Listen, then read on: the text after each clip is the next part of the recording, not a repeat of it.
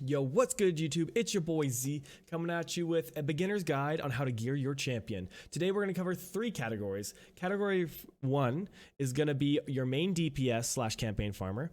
The second category is going to be your support slash buffers. And the third category is going to be your secondary DPS slash debuffers. Let's get into it. Boom. All right, here we are. So first thing we want to do is open up our champions. And our first champion we want to talk about is Kale. Now he's going to be our main DPS slash campaign farmer. So with your DPS and campaign farmers, you always want them to have 100% crit rate. The reason you want them to have 100% crit rate means every single attack is going to crit. Means you're going to get the crit damage bonus every single attack. So for example, on this one, I'm doing an extra 78% damage just by ensuring that I crit rate every single time I hit. So that's actually awesome. That's amazing. So that's the main focus. Now, people are like, what about attack percentage? Well, attack percentage is cool, but if you're adding 21% to your attack, you're not adding it to your total stats. You're only adding it to your base stats. All percentages only add to base stats. So we're talking about adding an extra 21% attack. You're only actually adding, say we're adding 20% attack. On this, you're adding 24 attack. That's not that much. But once your crit rate's 100% and you're adding, an extra 20% crit damage, that's an extra 20% total damage. That's a lot. That's a lot more because of the way the stats happen in this game.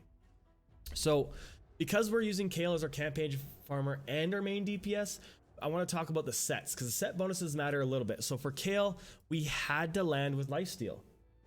We had to because this is the only way we can ensure that he doesn't die. He doesn't have any sustain on his own. So this way, the more damage he deals, the more he heals, and the more he heals, the less he dies. Simple. Now, our speed set doesn't matter that much. Realistically, I would like to have him in an accuracy set over a speed set just because our accuracy is a little low because he does have debuffs, but we'll talk about that a little more in the debuff section. But Gear outbeats that one because the only set that really matters that we have on is the lifesteal set. So when we're gearing up a champion, the first thing we want to look at is we want to look at this middle row here. This row is super important. The reason this row is important is because this row has variables for what your main stats can be. For example, your gloves. Oh, mine has crit rate percent. Well, they also can have attack percent. They can have defense percent. They can have HP percent. They can have flat stats, right? So because of that, these are the important ones to look at because your sword is always going to have attack, your helmet's always going to have HP, and your shield's always going to have defense. So I always recommend starting with crit rate gloves, especially in the earlier game, because it's hard to get 100% crit rate. So if we can get 40% through our gloves, we only need to find an extra 45%. Now, and if you have your masteries done, like your first level of masteries, you get an extra 5% crit rate. So now you only have to find 40% between the other 5 pieces of gear. So that is why I start with crit rate. And our crit rate looks not bad. We get a little extra speed here. We get a little HP percentage and attack percentage, which I said is nice, but not required. Next, with your chest plate, this is usually your chance to throw your attack percentage because that's one of the better stats for damage dealing if you want to make him a glass cannon. My issue is that my Kale is my campaign farmer as well, and he doesn't survive very well if I don't give him HP percent. So I wanted HP percent over the attack percent because my Kale was dying a lot. So if your Kale doesn't have that issue or your main damage dealer doesn't have the issue of dying too quickly, you can get away with attack percentage and deal that extra damage. Lastly, we want to talk about boots. Now for boots, usually the correct answer is speed. Especially for the early game. Late game, there are situations where it's not. But I always start with speed on my boots for the early game because if you can get your character fast enough, you can start taking multiple hits before the enemy takes a hit. And obviously the benefit of taking 2 hits before the enemy takes 1 is amazing versus if you're taking 1-to-1, right? You're doing double the damage. You're doing 100% more damage. So that is super important. So that's something you want to keep in mind. So for him, I went with speed boots. Now I'll show you the top parts. The top parts, you're just trying to fill in gaps. So right now, all I'm looking for is the rest of the crit rate that I need to find, as well as maintaining the 4 pieces of lifesteal because he is my campaign farmer. So this, we snagged a little bit of crit rate here. We got a whole bunch here, and then we got a whole bunch more here. So that's awesome. And crit rate, speed, accuracy is an amazing combo for this champion. So that is how you want to work on him. Primary crit rate, and then speed and crit damage are your secondary for damage dealing champions. Now, if your champion has a debuff on it, which Kale does because he has a pretty awesome debuff on his A1 and on his A3, you do want to focus on some accuracy. So with him, I do have a little extra accuracy. I would like more because my goal is to get Dragon 13 by the end of this week. So if I wanted to do that 100% of the time, I'd look for about 130 to 140 accuracy, but I just don't have the pieces of gear right now. So that's kind of what I'm looking for. I have my crit rate done. My crit damage is fine. Obviously more is always better. So from now, we're just trying to get the accuracy up on him. So that is our next goal. So ideally, I'll probably switch this out for an accuracy set, and I'll probably farm some accuracy gear from in the campaign for him. So that's good. So next, we want to move on to our support role. Support/buffers. So Mausoleum Mage is a phenomenal support. You're not always going to have him. But with a support/buffers, the main thing for them is you don't want them to die. So we're looking at sustainability is their main stat, and speed. Now the supports always thing you care about is not dying, and with your buffers you care about them getting their buffs down quickly. Now unfortunately he's not 60 yet, so he is slower than my Kale. Once I get him to 60, I believe he will be a little bit quicker than Kale. If not, I can probably speed tune out the rest of it. You want your buffers to go first because they're going to land buffs that are going to make your damage dealers hit harder. So it kind of screws it up if your buffer goes second if your damage dealer is already doing its big move. So for him, we start with the middle rolls. We started with HP percent gloves, HP percent chest, and then speed boots. Same thing. We want him to go fast, right? And then we got speed, resistance, and HP. We put a lot of resistance on him because one of his abilities is a remove debuff ability. And when that happens, you want to make sure that if it's a stun debuff, he doesn't get stunned as well, right? Because he can't remove the stun if he is stunned. Cool.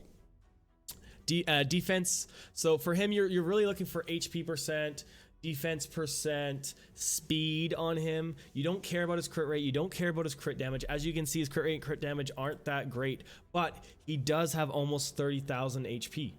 That's a lot. And I could get him over 30,000 if I just finish boosting this up, but I'm holding out on this one because I don't really like that piece so much. So with your supports, you're caring about your sustainability. And with your buffers, you're caring about speed because you want them to go first. You don't need to worry about accuracy with buffing because it's not putting it onto the enemy, it's putting it on your team. It's always going to put it onto your team. So you don't need to worry about that. That's kind of the key. They're a little more simple, I find, to build just because of that is a little more straightforward. Now, let's talk about your debuffers.